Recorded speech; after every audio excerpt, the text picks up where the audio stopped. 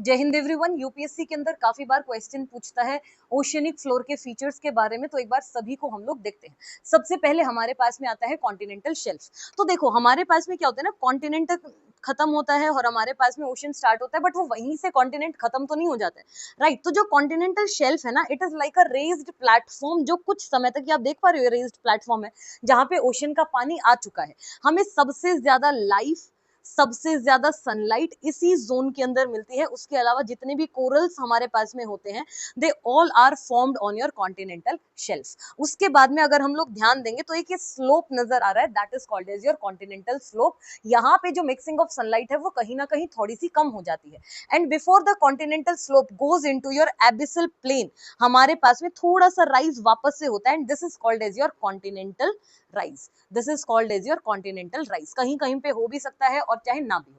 Oceanic floor के अंदर जहां पे कोई भी एक्टिविटी नहीं हो रही है, that is called as your abyssal plain. अब जो हमारा एबिसल प्लेन होता है ना, उसके अंदर सबसे ज्यादा पाए जाते हैं मेटालिक नोड्यूल्स। मेटेनिक नोड्यूल्स क्यों पाए जाते हैं? क्योंकि सेडिमेंटेशन होता है हमारे पास में रिवर्स से या फिर लैंड से आते हैं मेटल्स, वो नीचे जमा हो जाते हैं। क्यों? क्योंकि हैवी होते हैं और नीचे जाके ज्यादा इंटरमिक्सिंग नहीं होती है, देयरफॉर वो मेटल्स जमा होते रहते हैं, leading to the formation of metallic nodules. उसके अलावा अगर समझो ओशन ओशन हमारे पास में डाइवर्जेंस हो रहा है तो क्या बनेगा? मिड ओशनिक रिज बनेगा। ये बात हम पढ़ चुके हैं। और अगर हमारे पास में ओशन कॉन्टिनेंट कन्वर्जेंस होगा तो हमारे पास में क्या होगा? ट्रेंच फॉर्मेशन भी हो सकता है, ओशन ओशन कन्वर्जेंस में भी हो सकता है। ये चीज हमें पता है, ठीक है ना। अब उसके आगे समझ के देखो, एक हमारे पास में कॉन्सेप्ट आता है, that is called as your submarine canyon. Submarine canyon क्या होता है? अब एक चीज समझो, देखो कॉन्टिनेंटल शेल्फ है, रिवर्स जो आती है ना वो बहुत ज्यादा टर्बिडिटी क्रिएट कर देती है, और जिसकी वजह से वो ना यहाँ पे कैनॉन्स क्रिएट कर देती है। अगर आप गूगल अर्थ पे मैप सर्च करोगे ना गंगा ब्रह्मपुत्र, तो वहां पे आपको ना इस तरह से कॉन्टिनेंटल शेल्फ, और यहाँ से ना वो टूटा हुआ नजर आएगा। इंडस में भी आपको इस तरह से नजर आएगा, ठीक है ना। That is called as your submarine canyon, जिसके अंदर जो कॉन्टिनेंटल शेल्फ है वही डिग्रेड हो जाता है।